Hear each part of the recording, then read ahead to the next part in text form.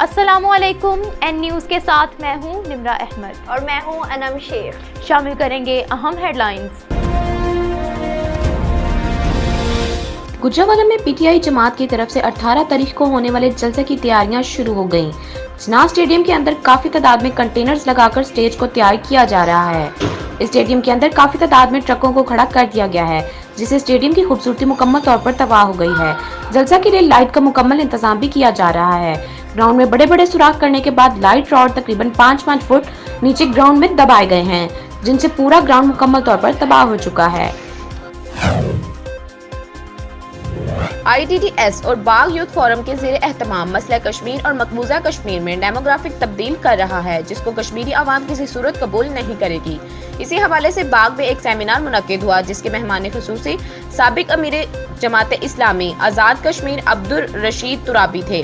کے حوالے سے عبدالرشید ترابی، ڈاکٹر ولید، پروفیسر عبدالحق مراد، سردار ثاقب نعیم، پروفیسر ریاض گردیزی، نور زمان خان، نثار احمد، شائق نائلہ گردیزی، راجد سعید، سردار ناصر ایڈوکیٹ، آصف صدوئی، عاطف نعیم نے شرکت کی اور خطاب کرتے ہوئے کہا کہ انڈیا مقبوضہ کشمیر کے ظلم و ستم برداشت کر رہا ہے اور وہاں کی مسلم اکثریتی آبادی کو اقلیتی آبادی میں تبدیل کرنے کی کوشش کی جا رہی ہے۔ انہوں نے مزید کہا کہ ملک یاسین کے اوپر ظلم و ستم کے پہاڑ توڑے جا رہے ہیں۔ ضرورت اس امر کی ہے کہ بیس کیمپ سے اس تحریک کو دوام بخشا جائے۔ ہم سمجھتے ہیں کہ انڈیا برائے نام جمہوریت ہے اور وہ مسلمانوں کے لیے زمین تنگ کر چکا ہے۔ اگر ہم ان مظلوم بھائیوں اور بہنوں کی آواز نہ بنے تو ہم اپنا تشخص کھو بیٹھیں گے۔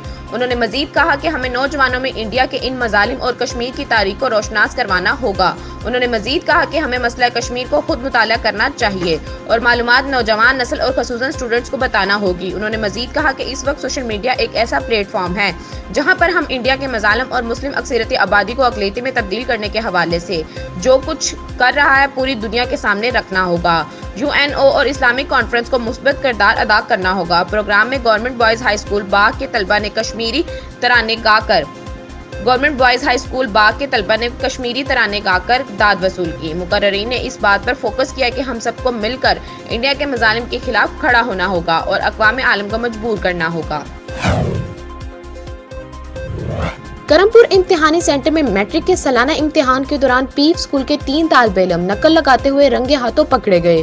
مقدمات درج، ملزم گرفتار۔ تعلیمی بورڈ ملتان کے تحت امتحانی centre government high secondary school Karampur میں ریاضی پیپر کے دوران پیف پبلک اسکول کرم پور کے 3 ریگولر امیدوار امیر حمزہ، ابو ہریرہ اور اللہ دتا کمرہ امتحان میں نقل لگاتے ہوئے رنگے ہاتھوں پکڑے گئے۔ ڈپٹی سپرنٹنڈنٹ احسان اصغر ناجائز مواد برآمد کر کے اپنی مدیت میں مال پریکٹسز ترمیمی آرڈیننس کے تحت علیحدہ تھانہ کرم پور میں مقدمات درج کر کے ملزمان کو گرفتار کر لیا گیا۔ پاک پتن سے رکن صوبائی اسمبلی میاں نوید علی کے والد رانا احمد علی کے قتل میں اہم پیش رفت، 2 مرکزی ملزمان گرفتار۔ تفصیلات بتا رہے ہیں پاک پتن شریف سے حسن بخاری۔ پاک پتن حسن عباس بخاری کی خصوصی رپورٹ کے مطابق رکن صوبائی اسمبلی میاں نوید علی کے والد رانا احمد علی ارائی کے قتل میں اہم پیش رفت، 2 مرکزی ملزمان گرفتار۔ پولیس نے جدید ٹیکنالوجی اور پیشہ ورانہ صلاحیتوں کو بروئے کار لاتے ہوئے 2 مرکزی ملزمان کو گرفتار کر لیا۔ گرفتار ملزمان میں حکیم مقبول احمد اور لیاقت علی شامل ہیں۔ ملزمان کا تعلق ضلع پاک پتن اور صوبہ بلوچستان سے ہے۔ وزیر اعلیٰ پنجاب حمزہ شہباز شریف اور آئی جی پنجاب نے واقعہ کا نوٹس لیا تھا۔ آئی جی پنجاب رو سردار علی خان نے ڈی پی او پاک پتن کو ملزمان کی گرفتاری کا ٹاسک دیا تھا۔ وزیر اعلیٰ پنجاب حمزہ شہباز شریف نے پاک پتن میں ایم پی اے میاں نوید علی کے گھر کا دورہ کیا تھا۔ ملزمان کی جلد گرفتاری کی یقین دہانی کروائی تھی۔ ابتدائی تفتیش میں ملزم مقبول احمد نے وقوعے کی پلاننگ سمیت قتل کرنے کا اعتراف کر لیا ہے۔ بقیہ ملزمان کی گرفتاری کے لیے اسپیشل ٹیم میں متحرک ہیں۔ ڈی پی او پاک پتن نصیب اللہ کے ترجمان نے میڈیا کو بتایا ہے مقدمے میں ملوث بقیہ ملزمان کو بھی جلد گرفتار کر کے قانون کے کٹہرے میں پیش کر دیا جائے گا۔ میرٹ پر تفتیش کو جلد از جلد مکمل کرتے ہوئے کیس کو بہت جلد منطقی انجام تک پہنچایا جائے گا۔ رورل ہیلتھ سینٹر ڈچ کوٹ کے عملہ نے فرضی کیمپ قائم کر دیا۔ محکمہ صحت کی جانب سے شدید گرمی کے پیش نظر صوبہ بھر میں اہم چوک چوراہوں میں خصوصی کیمپس لگائے گئے ہیں، جہاں پر ڈاکٹر اور دیگر عملہ شہریوں کو لو سے بچنے کی تدابیر بتا رہا ہے اور گرمی سے متاثر شہریوں کو فرسٹ ایڈ اور دیگر سہولیات ادویات فراہم کی جاتی ہیں۔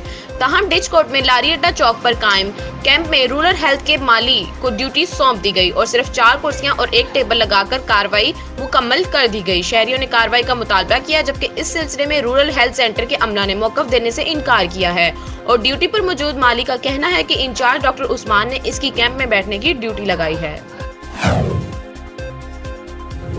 اے سیکشن پولیس حیدرآباد کی کارروائی، بدنام زمانہ منشیات فروش خادم حسین سانگی گرفتار، 5 کلو چرس برآمد۔ ڈی ایس پی حاجی مسعود اقبال کی سربراہی میں ایس ایچ او انسپکٹر نیاز احمد کی اپنے سٹاف کے ہمراہ کارروائی۔ ابتدائی تفتیش میں گرفتار ملزم نے خود کو منظم منشیات سپلائر گینگ کا کرندہ ظاہر کیا۔